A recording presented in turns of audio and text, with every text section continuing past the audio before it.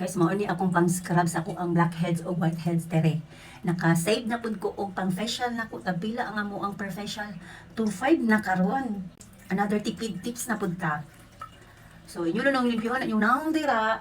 So bago magkuskus mag ano sa mo mag bisa nang limpyuhan sa bulan sana ninyo inyong naong diha bago mo magkuskus. Kani diri kani siya kay mao ni ang karang pangkuskus sa mga katong daghan kay blackheads niya.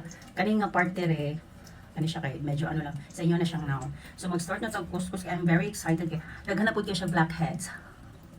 Ana lang na aday. Another nga maka-save na pud ko sa akong facial. Ulilit na ko magpa-facial kay hasta nang mahala.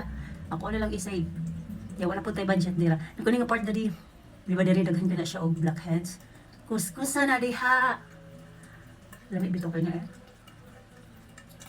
And then kani pud diri og kani diri my side. So balikan na talaga diha. So diri na punta nga side. So diyan na siya sa to ang whole face. Gentle lang yun. Is. Sige mo nun niya akong bag-unga friend.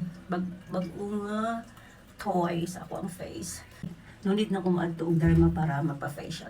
So balikan na to itong mga ilong diha nga harang ka daghan og blackheads. Kuy barato na kayo i-compare ninyo sa inyong facial nga pila ka libo per session ninyo kung pa-facial mo. Limpyohan na ato siya. Dali na kanya siya pag-limpyo. Hindi ko man limpyo guys. Itak-tak siya.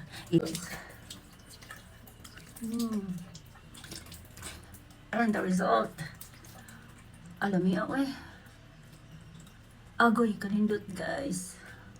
Kanindot ay. Ay, kasbuot. Wala na itong mga anik-anik diha katong rough road na to diha. Dali i-check out doon na kay daghan na ka nag-check out ikaw. Kalusa mo ko ma-check out diha inig to 2027 pa dugay pa kay to. Pagdali na.